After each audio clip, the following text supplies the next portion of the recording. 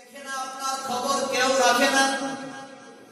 আপনি কি করেন পৃথিবীর কেউ যদি না জানে, আল্লাহ বলেন আমি আল্লাহ জানি। তুমি যদি গোপনে গোপনে আড়ালে বসে এমন জায়গায় তুমি যদি অন্যায় করো, পৃথিবীর কারোর কাছে যদি এই খবরটা নাও থাকে, আল্লাহ পাক বলে বান্দারে এমন একটা কাজ নাই যে কাজের খবর আমি আল্লাহর কাছে নাই। আল্লাহর ভয় যদি ভিতরে থাকে, ওই মানুষটার আমলটা এত সুন্দর হবে, ওই মানুষটার আচার আচরণ এত সুন্দর হবে, তার কথাবার্তা এত সুন্দর হবে। আল্লাহর নবী হযরত মুহাম্মদুর রাসূলুল্লাহ সাল্লাল্লাহু আলাইহি ওয়াসাল্লাম নবীজি আল্লাহর পরিচয় কেমন পাইছে, যার কারণে বলেছেন ইন্নামা ইয়াখশাল্লাহ বিইবাদিহিল উলামা। জোরে সুবহানাল্লাহ। জ্ঞানী যারা, যাদের ভিতরে জ্ঞান আছে, ওই জ্ঞানী মানুষগুলা তারাই আল্লাহর পরিচয় তাদের ভিতরে বেশি থাকে। আল্লাহর পরিচয় বেশি থাকার কারণে দেখা যায় দুনিয়াতে এখন তো জ্ঞানের অভাব নাই। আসল জ্ঞানী যারা, আসল জ্ঞান লাগবে। শয়তান তো জ্ঞানী ছিলেন, শয়তানের জ্ঞান কথা বেশি। আলেমকে আলেমের মতো, জাহেলকে জাহেলের মতো, কৃষককে কৃষকের মতো, বুদ্ধিজীবীকে বুদ্ধিজীবীর মতো। প্রত্যেকটি মানুষ ব্যবসায়ীকে ব্যবসায়ীদের মতো যার যার অবস্থানে, যে অবস্থানে যে আছে ওই অবস্থায় তার মতো করে শয়তান তাকে ধোঁকা দেয়, তাই কিনা? প্রত্যেকটি মানুষকে শয়তান ধোঁকা দেয়। মিশকাতের মধ্যে আছে, নবীজি বলেছেন প্রত্যেকটি মানুষের পিছনে একটা একটা করে শয়তান লেগে আছে। সাহাবায়ে কেরাম বলেন ইয়া রাসূলুল্লাহ, আপনার জন্য কি শয়তান বরাদ্দ আছে? নবীজি বললেন হ্যাঁ আছে, কিন্তু ওই শয়তানটা আমার উপরে কালিমা পড়ে মুসলমান হয়ে আমার দলে চলে আসছে। আর বলো সুবহানাল্লাহ। শয়তান তো লেগে আছে। আল্লাহ পাক কোরআনের ভাষায় বলেছেন ইন্নাশ শাইতানা লিল ইনসানি আদুউম মুবিন। মানুষের স্পষ্ট শত্রু হলো শয়তান। কে? শয়তান। শয়তান আপনার আমার চিরশত্রু, দুনিয়ার দুশমন। আজ হোক কাল হোক সে আপনার বন্ধু হতে পারে, পারে কিনা? আজকে আপনার সঙ্গে মনোমালিন্য, ঝগড়া ফাসাদ লেগে আছেন, হতে পারে কিছুদিন পরে আপনাদের মধ্যে আবার আন্তরিকতা মহাব্বত সৃষ্টি হয়ে যেতে পারে। কিন্তু শয়তান কখনো চায় না, কখনো চাবে না আপনি ভালো কাজ করেন, আপনি জান্নাতি হয়ে যান। এই জন্য এই জমিনে তো আমরা কেউ থাকবো না, পরকালের লম্বা সময়। ওই সময়টাকে যদি প্রাধান্য দিয়ে দুনিয়ার কাজটা যদি আপনি করেন, প্রত্যেকটি কাজ আপনার ইবাদতের মধ্যে গণ্য হয়ে যাবে। আপনি আপনার ব্যবসায়ী করবেন, আপনি জমিনে কাজ করবেন, আপনি শিক্ষকতা করবেন, আপনি মসজিদে ইমামতি করবেন, প্রত্যেকটি কাজ ইবাদতের মধ্যে গণ্য হয়ে যাবে যখন আপনাকে পরকালের কথা আপনি খেয়াল করে আল্লাহর ভয় নিয়ে আপনি যখন কাজ করবেন। দুনিয়ার জন্য দেখা যায় যেমন মনে করে নামাজ পড়বেন, কি পড়বেন? নামাজ। এখন নামাজের জন্য ওযু করা দরকার। কি করা দরকার? ওযু দরকার। পবিত্রতার জন্য ওযু লাগবে, ওযু করার জন্য পানি লাগবে। কি লাগবে? পানি লাগবে। নামাজ পড়ার জন্য কাপড় লাগবে, নামাজ পড়ার জন্য নামাজের জায়গা লাগবে। আনুষঙ্গিক যা আছে তাকায়া দেখেন, নামাজ পড়ার জন্য ওযু করা ফরজ, ওযুর জন্য পানির পবিত্রতাটাও ফরজ। এবং জায়গাটা পবিত্র হওয়াটাও ফরজ। আপনি যে কাপড়টা পরিধান করে নামাজটা পড়বেন, এই কাপড়টা পবিত্র হওয়া এটাও ফরজ। তাহলে বোঝা গেল আপনি নামাজ পড়বেন, নামাজের আনুষঙ্গিক সব কাজগুলা ইবাদতের মধ্যে গণ্য হয়ে যাচ্ছে, ঠিক না বেঠিক? এই জন্য আল্লাহ পাক বলেন, ও দুনিয়ার মানুষ, আমি তোমাকে সৃষ্টি করলাম, ওয়া খালাকতুল জিন্না ওয়াল ইনসা ইল্লা লিয়াবুদুন। সুবহানাল্লাহ। জিন এবং ইনসানকে বানাইলাম আমার ইবাদত করার জন্য। ইবাদত করার জন্য খাওয়া লাগে, কি লাগবে? খাওয়া লাগে। শরীরে সুস্থতা থাকা দরকার। ইমাম গাজ্জালী রাহমাতুল্লাহ আলাইহি মুকাশাফাতুল কুলুব একটি কিতাব লিখেছেন, অনেকেই এই কিতাবটা পড়েন। এই কিতাবের মধ্যে আছে মুসা কালিমুল্লাহ আল্লাহকে ডাক দিয়া বলে, আল্লাহ তুমি আল্লাহর সঙ্গে মুসা কালিমুল্লাহ অনেক কথোপকথন করেছেন, কথাবার্তা বলেছেন। এক পর্যায়ে মুসা কালিমুল্লাহ আল্লাহকে বলেন, আল্লাহ দুনিয়াতে আমরা আপনার কাছে কত কিছু চাই, আমাদের তো অভাব শেষ হয় না। আল্লাহ আপনি আমাকে এমন কিছু শিক্ষা দেন, কি আপনার কাছে চাইবো? আল্লাহ আমরা কি চাবো তোমার কাছে, এমন কিছু শিক্ষা আমাদেরকে দেন। এক পর্যায়ে মুসা কালিমুল্লাহ বলল, আল্লাহ আমরা তো তোমার বান্দা। আমরা কি? আল্লাহ কি? আমরা কি? আল্লাহ বান্দা হইয়া আল্লাহ তোমার কাছে আমরা কত কিছু চাই। আল্লাহ তুমি তো আমাদের স্রষ্টা, তুমি খালেক, আমরা মাখলুক। আল্লাহ এক পর্যায়ে মুসা কালিমুল্লাহ বলতেছেন, আল্লাহ তুমি রাগ করো না। একটা পর্যায়ে বলতেছেন, আল্লাহ তুমি যদি বান্দা হইতে আল্লাহর কাছে কি চাইতা? এই মুসা খবরদার, কি বলতেছ? এই জন্য কথা বলবে না। এক পর্যায়ে বললেন, আল্লাহ শিক্ষাটা দেওয়ার জন্য আল্লাহ তুমি বলো না কি চাও তোমার কাছে। আল্লাহ পাক বলেন, তুমি আল্লাহর কাছে আমার কাছে চাইবা তোমার শারীরিক সুস্থতা। সুস্থতা হওয়া বড় নিয়ামত।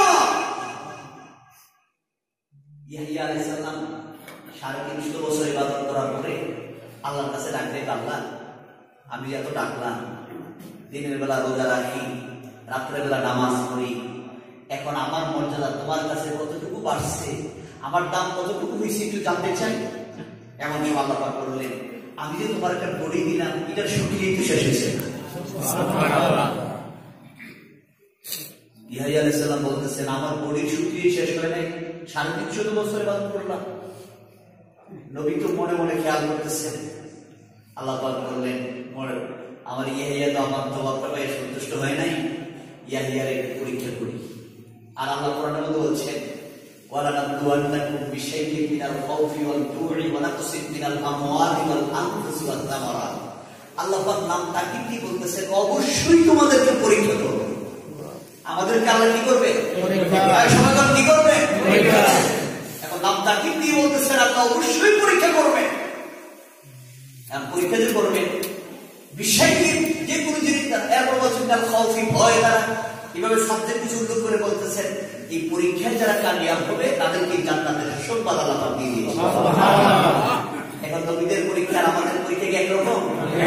এই ক্লাসে ওয়ানের পরীক্ষা, এসএসসি পরীক্ষা আর এমএ পরীক্ষা, ডিগ্রি পরীক্ষা কি একরকম হয়?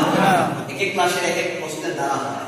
নবীদেরকে আল্লাহ পাক পরীক্ষা করেছেন, এক এক নবীকে কত শক্ত শক্ত পরীক্ষা আল্লাহ পাক করেছেন। ইব্রাহিম আলাইহিস সালামের উপর পরীক্ষা, মুসা কালিমুল্লাহর উপর পরীক্ষা, এইভাবে আদম আলাইহিস সালামের উপর পরীক্ষা, নূহ নবীর উপর কত বড় পরীক্ষা, এগুলো পরীক্ষা করা হয়েছে না? যেমন মুসা কালিমুল্লাহ, ওনার উপরে কেমন পরীক্ষা, বনি ইসরাঈলরা ওনাকে কত ঝগড়া ফাসাদ করে ওনাকে শেষ পর্যন্ত মুসা কালিমুল্লাহর উপর কেমন কঠিন পরীক্ষা হয়ে গেল। ইব্রাহিম আলাইহিস সালামের উপর পরীক্ষাটা কেমন, ওনাকে আগুনের মধ্যে পর্যন্ত নিক্ষেপ করা হয়েছে। কোথায়? আগুনের মধ্যে নিক্ষেপ করা হলো। ইব্রাহিম আলাইহিস সালাম আগুনের ভিতরে বসে বসে আল্লাহর জিকির করে। নমরুদ বলতেছে, ইব্রাহিমের ভয় নাই। ব্যাপারটা কি? আগুনের কি পাওয়ার নাই? আর ইব্রাহিম আলাইহিস সালাম নবী তো সরাসরি আল্লাহকে ডাকতেছেন, আল্লাহ তুমি তো পারো আগুনকে ঠান্ডা বানাইতে, এই ক্ষমতা কার? আল্লাহর কাছে তাওয়াক্কুল করলেন। আল্লাহ পাক আগুনকে বললেন, আগুন রে, আমার ইব্রাহিমের জন্য তুমি শান্তির জায়গা হয়ে যাও। কুলনা ইয়া নারু কুনি বারদাও ওয়া সালামান আলা ইব্রাহিম। জোরে সুবহানাল্লাহ। ইব্রাহিম আলাইহিস সালামের জন্য শান্তি তো হলেন এমন শান্তি, বাকুল মানে ঠান্ডা, সালাম মানে শান্তিময় ঠান্ডা, আরামের ঠান্ডা হয়ে গেছে। ইব্রাহিম আলাইহিস সালামের জন্য আগুনটা হয়ে গেল আরামের জায়গা। এমন আরাম, ইব্রাহিম আলাইহিস সালাম আগুনের ভিতরে বসে বসে আল্লাহর জিকির করে। নমরুদ দূর থেকে গ্যালারি তৈরি করলেন, দেখবে ইব্রাহিমের কিভাবে আগুনে জ্বলে, কিভাবে আগুনের মধ্যে পুড়ে যায়, এই দৃশ্যগুলা দেখার জন্য গ্যালারি তৈরি করলেন। কিন্তু তাকায় দেখে রে, ইব্রাহিম তো আগুনের ভিতরে জ্বলে না, আগুন তো সুন্দর করে জ্বলতেছে ঠিকই। ইব্রাহিম আগুনের ভিতরে বসে বসে, তাফসীরের মধ্যে আছে জান্নাতি ফল আল্লাহ পাক জিবরাইলের মাধ্যমে আগুনের ভিতরে ইব্রাহিমের জন্য খাবার পাঠিয়ে দিলেন। জান্নাতি ফল খায়। ওই দিক দিয়ে নমরুদ আশ্চর্য হয়ে গেছে। নমরুদের মেয়ে ডাক দিয়ে বলতেছে, বাবা দেখো তো, কি আগুন তুমি জ্বালাইলা, আগুন তো তাকে জ্বালাইতে পারে না।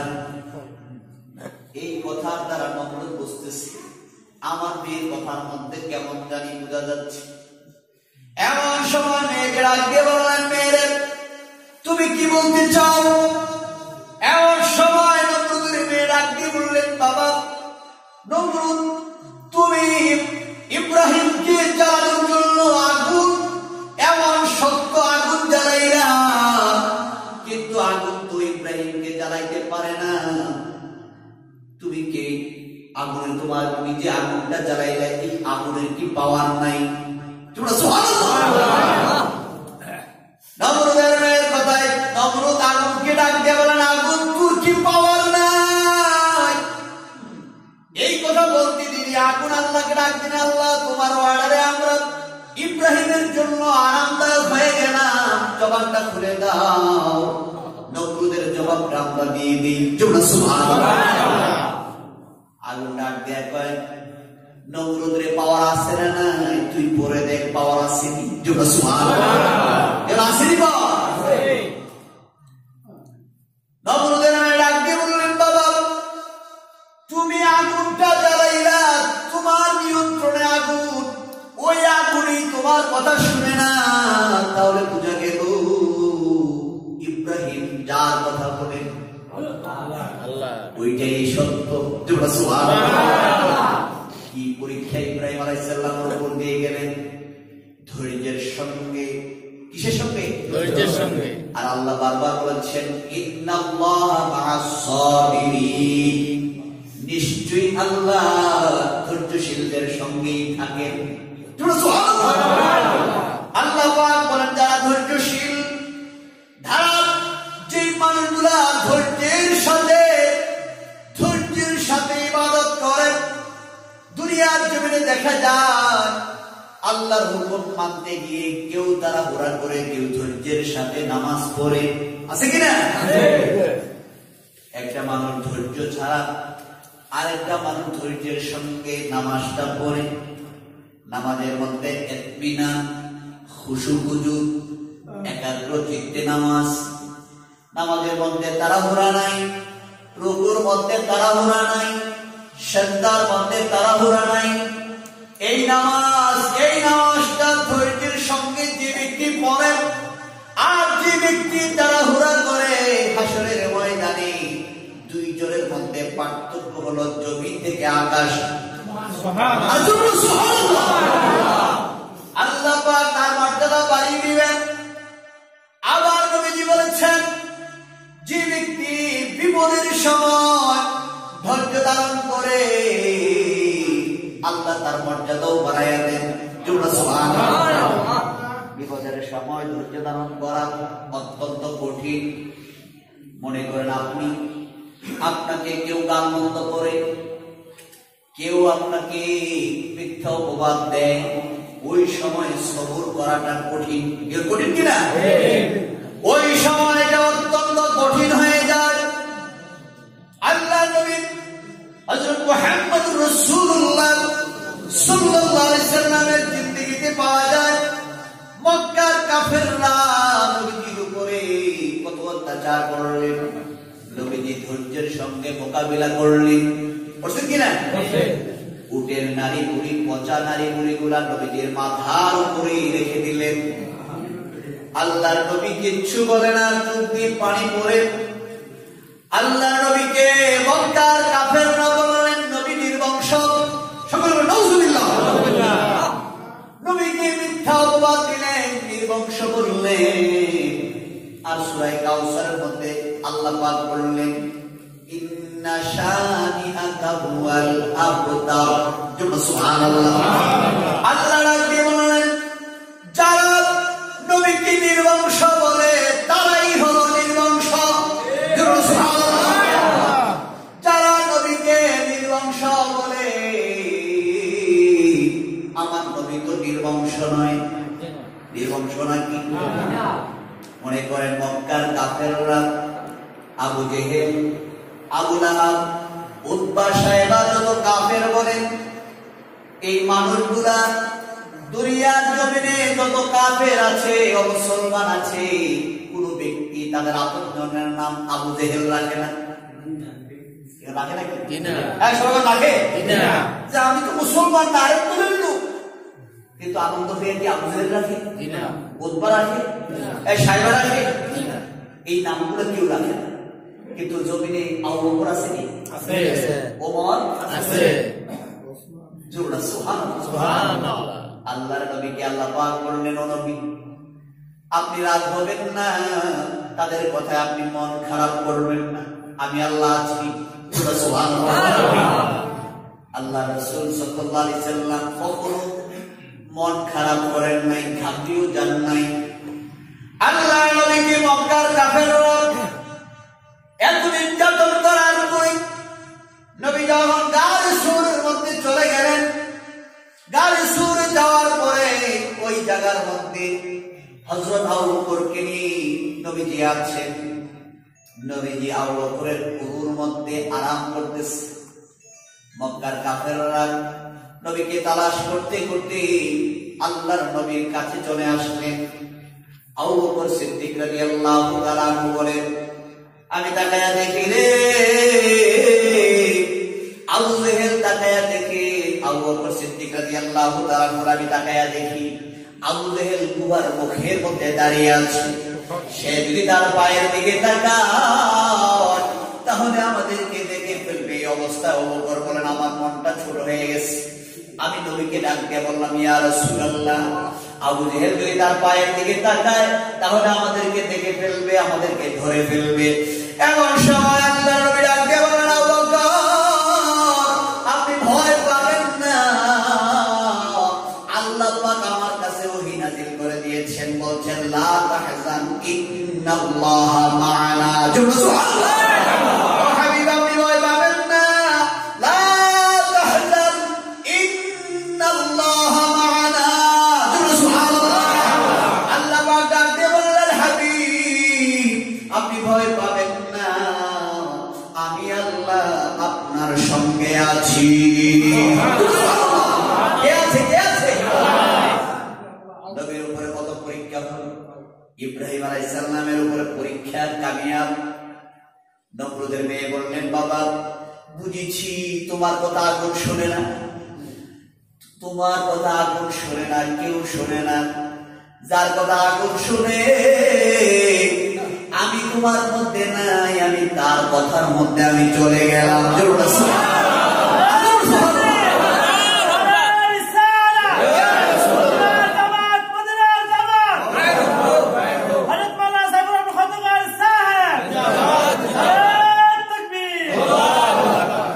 আমি তোমার তরফে গেলাম কি, আমি চলে গেলাম ইব্রাহিমের কথার মধ্যে।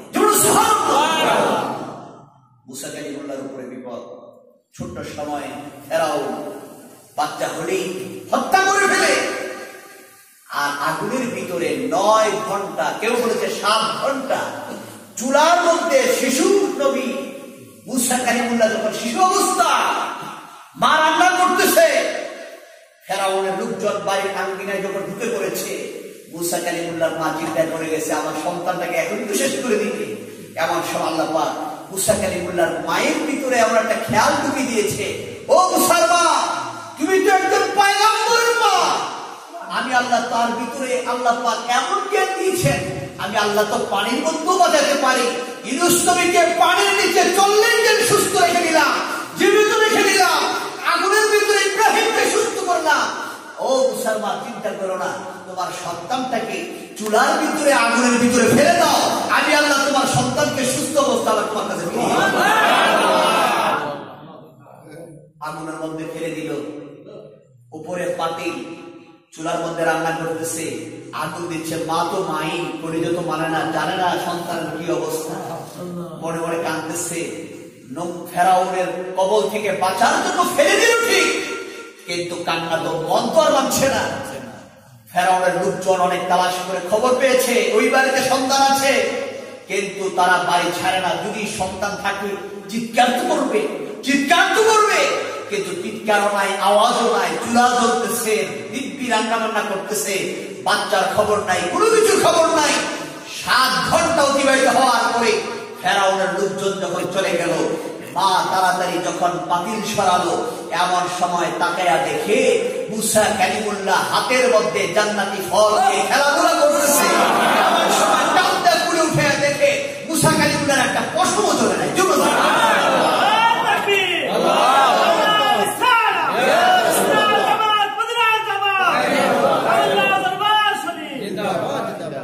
এইভাবে আল্লাহ পাক প্রত্যেক নবীকে পরীক্ষা করলেন, প্রত্যেক নবী পরীক্ষায় কামিয়াব হলেন। মুসা কালিমুল্লাহ, ইব্রাহিম খলিলুল্লাহ, ঈসা রূহুল্লাহর উপরে কত বড় পরীক্ষা। আল্লাহ পাক ঈসা রূহুল্লাহ ইহুদিদের মাঝখান থেকে চতুর্থ আকাশে আল্লাহ পাক উঠায় নিলেন। সুবহানাল্লাহ। আপনার নবী আমার নবীর উপরে কেমন পরীক্ষা করা হলো? এই পরীক্ষার মাধ্যমে নবীজি মক্কার জমিন ছেড়ে মদিনায় গেলেন। মদিনায় যাওয়ার পরও কাফেররা ক্ষান্ত হয়ে নাই। তাদের চিন্তা হলো, মদিনার লোকজন যদি দলবল নিয়ে কালিমা পড়ে মুসলমান হয়ে যায়, আমরা মক্কার মানুষ ব্যবসা করার জন্য সিরিয়ায় যাব কিভাবে? তারা যদি ব্যারিকেড দেয়, রাস্তাঘাট যদি বন্ধ করে দেয়, এই চিন্তা ভাবনা করে তারা চিন্তা করলো। মক্কার জমিনে 13টি বছর নবীকে কষ্ট দিলেন, গুহার ভিতরে আটকিয়ে রাখলেন, নবীকে মারলেন, উটের নারী বুড়ি গুলা নবীজির মাথার মধ্যে দিয়ে রাখলেন। এরপরে গভীর রাত্রে আল্লাহর হুকুমে নবী যখন মক্কার জমিন ছেড়ে মদিনায় গেল, মদিনায় যাওয়ার 2 বছরের মাথায় আল্লাহর নবীর কাছে খবর আসলো, কাফেররা রেডি হয়ে গেছে, আপনার বিরুদ্ধে যুদ্ধ করবে। কি করবে? যুদ্ধ করবে। বদরের ময়দানে 1 জন 2 জন নয়, 1000 কাফের চলে আসলো। কতজন? 1000 কাফের চলে আসলো। আল্লাহর নবীর কাছে খবর আসা মাত্র নবীজি আনসার মুহাজির 2 প্রকারের মানুষ যারা মক্কা ছেড়ে মদিনায় গেলেন, তারা হলো মুহাজির। আর মদিনার লোকজন যারা তাদেরকে আশ্রয় দিলেন, সাহায্য করলেন, তাদেরকে বলা হয় আনসার সাহাবী।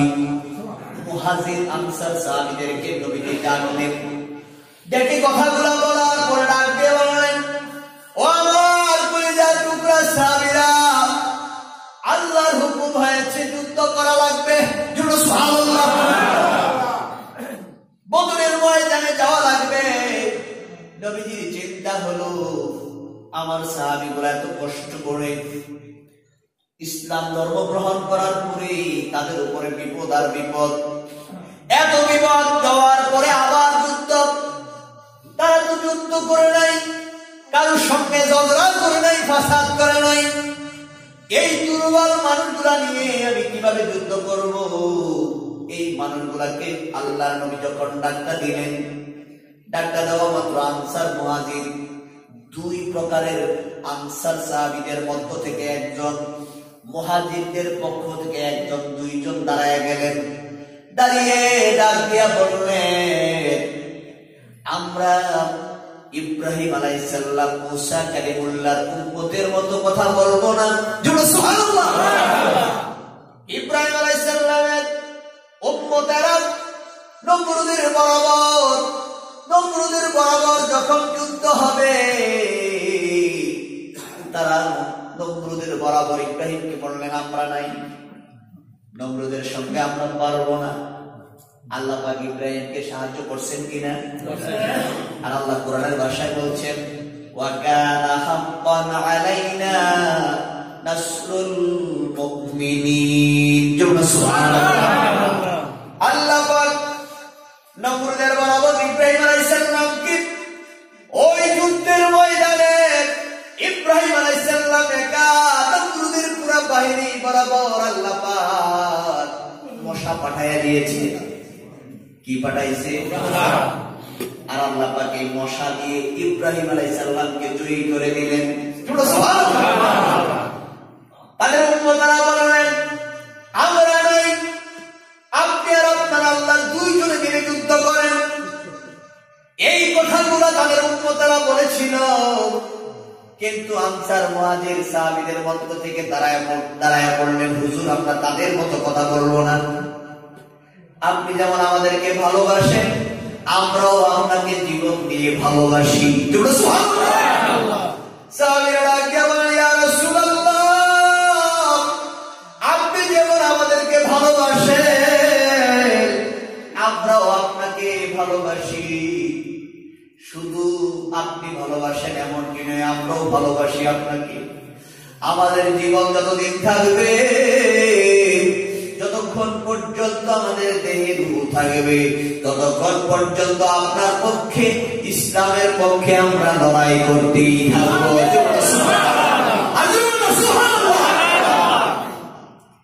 এই কথাগুলো যখন বলতে আরম্ভ করলেন, আনসার মুহাজিররা যখন এই কথাগুলো বললেন, নবীজি তাদের বড় বড় এমন খুশি হয়ে গেলেন। বদরের ময়দানে যাওয়ার পরে আল্লাহর নবী দুইটা হাত আকাশের দিকে উঠাইয়া দোয়া করতে আরম্ভ করলেন।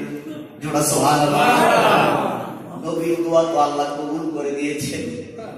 নবী চোখের পানি ফেলে কাঁদতে আর ডাক দিয়ে, আল্লাহ আমার উম্মত গুলা নিয়ে আমি আসছি 313 জন সাহাবী। কাফেরদের সংখ্যা হলো 1000, আমরা সংখ্যায় হলাম 313 জন। আল্লাহর নবী বদরের ময়দানে দাঁড়াইয়া আল্লাহকে ডাক দিয়া বলে, আল্লাহ দীর্ঘদিনের কষ্টের ফসল এই সাহাবীগুলা তৈরি হয়েছে, এই সাহাবীগুলা নিয়ে আমি আসলাম। ইসলাম যদি জমিনে কায়েম রাখতে চাও, আজকের এই বদরের ময়দানে আমাদেরকে জয়ী করে দাও। আর তোমার কাছে যদি ইসলাম আমাদেরকে যদি ভালো না লাগে, আমাদেরকে এই জমিনেই শেষ করে দাও। আল্লাহ পাক কোরআনের ভাষায় বলছেন, তুমি যদি মুমিন হও, তুমি যদি মুত্তাকিন হও, তোমাকে সাহায্য করা আমি আল্লাহর জন্য হক হয়ে যায়। আল্লাহর ওয়াদা মতো আল্লাহ পাক করেন, ও নবী আপনি চিন্তা করবেন না, আমি আল্লাহ আপনার সঙ্গে আছি।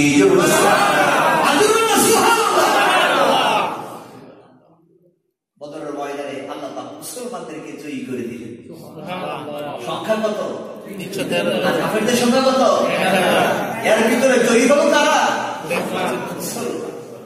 আল্লাহ পাক বলেন, আমি আমার নবীকে সমস্ত পরীক্ষায় কামিয়াব দান করেছি। বান্দারা আমাদেরও আল্লাহ পাক পরীক্ষা করবে। এই পরীক্ষা আমাদের কামিয়াব হওয়া লাগবে। কি হওয়া লাগবে?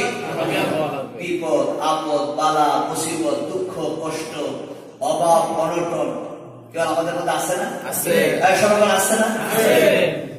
এত বিপদের ভিতরেও কেউ যেন বলতে না পারে, আল্লাহ এত বিপদ হয়ে আমি তোমার কেমনে ডাকতেন।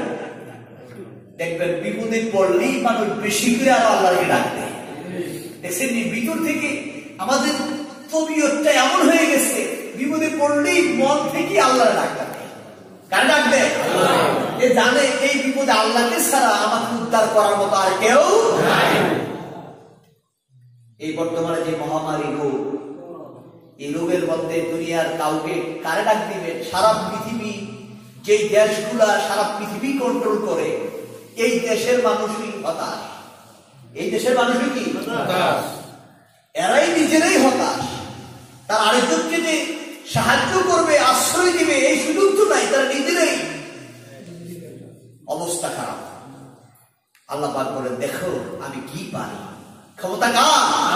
আল্লাহ পাক বলেন, মাঝে মাঝে একটু নাড়া দিয়ে দেখি ইমানের পাল্লাটা কেমন আছে। ইমানের পাল্লা আপনার কি হালকা না ভারী, একটু বুঝতে হবে। এই জন্য আল্লাহ রাসূল সাল্লাল্লাহু আলাইহি ওয়াসাল্লাম বলেছেন, অল্প সময়ে এই জিন্দেগিটা তুমি কিভাবে চালাইবা, একটু চিন্তা ভাবনা করে চলো।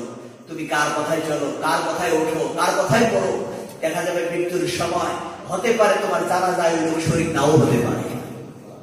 এগুলো ঠিক আছে? এমন তো আছে যে ছেলেকে আপনি এত আদর করে মায়া করে আপনার ছেলেকে আপনি বড় করলেন, এই ছেলে আপনার টাকা পয়সার জন্য, আপনাকে সুখে রাখার জন্য বিদেশে চলে গেছে, এর ভিতরে আপনার মৃত্যু হয়ে গেছে। এই ছেলে আপনার জানাজাও পায় নাই। আসসালামু আলাইকুম। তাহলে বুঝা গেল, এই জমিনে যত আপন বলেন কেউ আপনার আপন না। আপনার আপন হলো আপনার আমল। কি যার কারণে আল্লাহ রাসূল সাল্লাল্লাহু আলাইহি ওয়াসাল্লাম বলেছেন, আদ-দুনিয়া মাযরাআতুল আখিরাহ।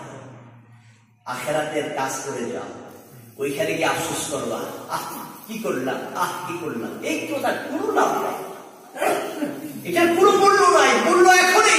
একবার আল্লাহ বলবেন, এটার দাম আছে। একবার সুবহানাল্লাহ বলবেন, একবার আলহামদুলিল্লাহ বলবেন।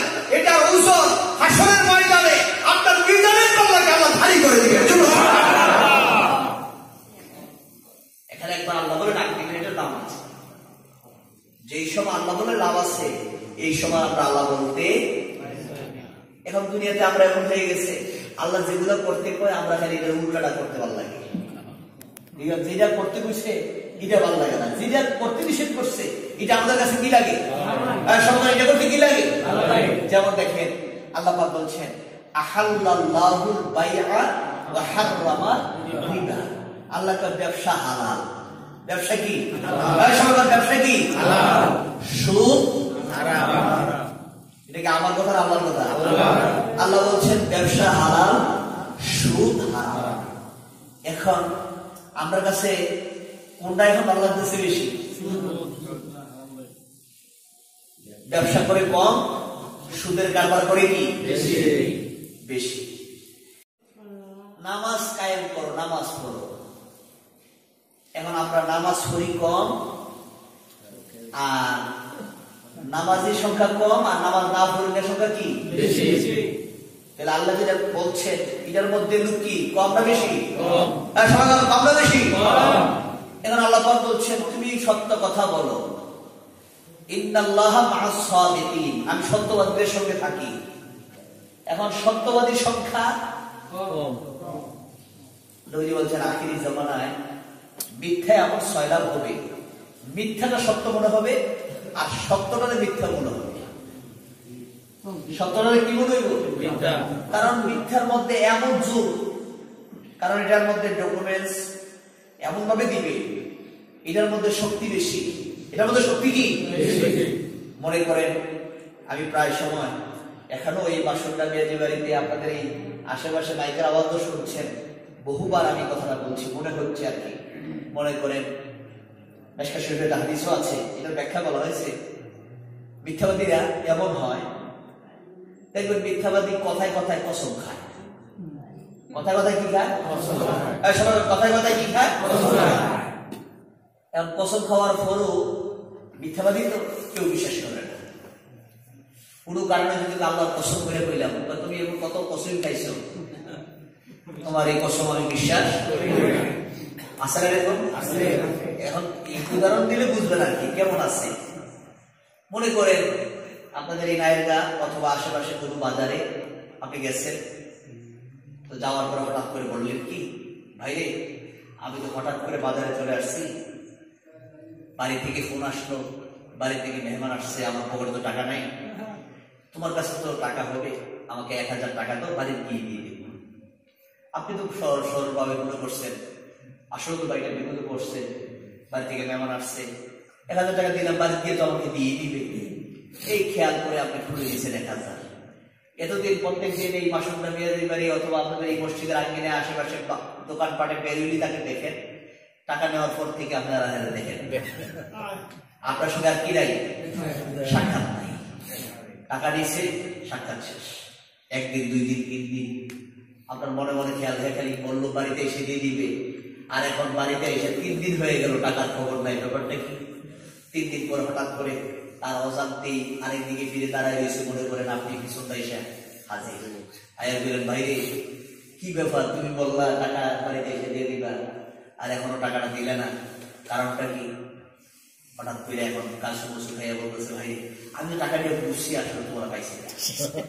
ওই মিথ্যার আশ্রয়, মিথ্যা তো মিথ্যাই, মিথ্যার আশ্রয় নিচ্ছে, দিয়ে বলতেছে টাকা নিয়ে বুঝছি পাইছি না। আচ্ছা এখন তোর সাথে টাকাটা নাই, বিশ্বাস করে টাকা নিয়ে বুঝছিলাম, আল্লাহর কসম করে বা সত্য করে কইলাম আগামী দিন দিয়ে দেব। এখন আগামী দিন সত্য করে কসম খাইয়া একবার বাজার থেকে যেভাবে কৌশল করে নিচ্ছে, দ্বিতীয়বার সাক্ষাতের পরে আবার সত্য কথাও বলছে, 1 দিন পরে 2 দিন পরে যদি আবার সাক্ষাৎ হয়, ওই সময় যদি টাকা না দেয়, এই সময় যদি আপনি ঝগড়া করেন, ভাই তুমি তো 2 বার আমার সাথে ওয়াদা করছো, এরপর টাকাটা তুমি দিচ্ছ না, এইবার সে যদি আল্লাহর কসম করে কইলাম, এখন কি এই লোকটা কি বিশ্বাস করবো তার কসমটাকে? সবাই বিশ্বাস করবে? এরপরে তোমার কসম আমি কেমনি বিশ্বাস করতাম? তুমি তো 2 বার যেভাবে বলে নিচ্ছ, আমি তোমার কসমটাও আমি বিশ্বাস করি না। মিথ্যাবাদীরা কসম খাবে বেশি, কেমন বেশি? আলী রাদিয়াল্লাহু তাআলা এই কথাটা বলার জন্য এই ছোট্ট একটা কথা বলছি। আলী রাদিয়াল্লাহু তাআলা একটা লোহার বল্লম হাতে ছিল, এই বল্লমটা খুব সুন্দর। এটা রাত্রেবেলা উনি বের করে এটা নিয়ে সফরে বের হতেন, যাইতেন, আসা যাওয়া করতেন। হঠাৎ করে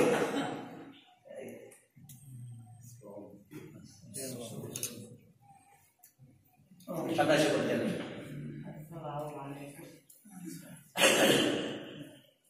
যে কথার মধ্যে ছিলাম, আলী রাদিয়াল্লাহু তাআলা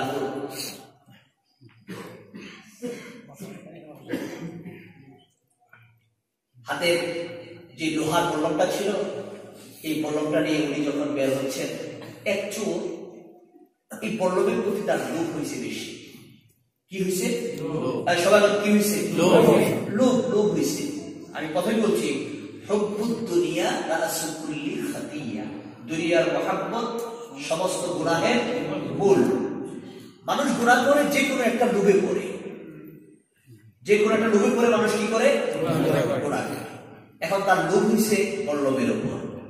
এই লোভ হওয়ার পরে এখন সে আলী রাদিয়াল্লাহু তাআলার পিছনে পিছনে ঘুরে একমাত্র উদ্দেশ্য হলো বল্লমটা চুরি করা। বল্লমটা কি করা? ওই নেক্সট সংস্পর্শ থেকে আমি ভালো হবো, এইটা নিয়ত না। নিয়তটা কি? বল্লমটা চুরি করবে। এই চুরি করার খেয়ালে পিছনে পিছনে ঘুরতে ঘুরতে ঘুরতে ঘুরতে ঘুরতে ঘুরতে হঠাৎ করে একদিন সুযোগ পেয়ে গেছে। আলী রাদিয়াল্লাহু তাআলা হুজরায় ঢুকে বল্লমটা রেখে আরাম করবেন, চোরও আলী রাদিয়াল্লাহু পিছনে ঢুকে পড়লেন। ঢুকে যখন আলী রাদিয়াল্লাহু তাআলা বল্লমটা রেখে আরামে যাচ্ছেন, এমন সময় চোর বল্লমটা নিয়ে বের হয়ে যাচ্ছে। এদিক দিয়ে হাসান হুসাইন ছোট মানুষ, আলী রাদিয়াল্লাহু সন্তান, এই 2 সন্তান চোরের হাতে বল্লমটা দেখে চিৎকার করে না, যদি আঘাত করে, যেই মাত্র দরজা খুলে বের হয়ে গেছে, হাসান হুসাইন আব্বাকে ডাক দিয়ে বললেন, আলীকে ডাক দিয়ে বললেন, আলী ও আমার আব্বা, আপনার বল্লমটা তো চোর এই মাত্র চুরি করে বের হয়ে গেছে। আলী রাদিয়াল্লাহু লাফ দিয়ে উঠে চোরকে পিছনে গিয়ে ধরে ফেললেন। ধরা মাত্র ডাক দিয়ে বললেন, তোমার যদি আমার বল্লমটা পছন্দ হয়, ভালো লাগে, আমার কাছে বলতা, আমি তোমাকে দিতাম, তুমি চুরি কেন করলা? এবার চোর ডাক দিয়ে বলতেছে, হাতে নিয়ে বল্লম হাতে নিয়ে বলতেছে, আল্লাহর কসম এটা আমার। সকলে বলে নাউজুবিল্লাহ। কি বলতেছে? আল্লাহর কসম এটা আমার। আলী রাদিয়াল্লাহু তাআলা আশ্চর্য, বলি কি একটা লোহার বল্লমের জন্য সে কসম খেয়ে ফেলল? আলী রাদিয়াল্লাহু আশ্চর্য হয়ে গেলেন। চলো তো কাজী দরবারে যাই। কাজী দরবারে যাওয়ার পরে এখন চোর তো মাশাআল্লাহ, তার তো সাক্ষীর অভাব নাই, তার সাক্ষী কি নেই? এই সাক্ষী নিয়ে কাজী দরবারে গেছে। আলী রাদিয়াল্লাহু তাআলা ডাক দিয়ে বলেন, আলী রে, এই বল্লমটা যে তোমার তোমার কোন সাক্ষী আছে? আমার 2 ছেলে সাক্ষী, চোর চুরি করে নিয়ে গেছে, আমার 2 ছেলে দেখেছে। ছেলে 2টা কি ছোট, ছেলে 2টা কি, আর চোর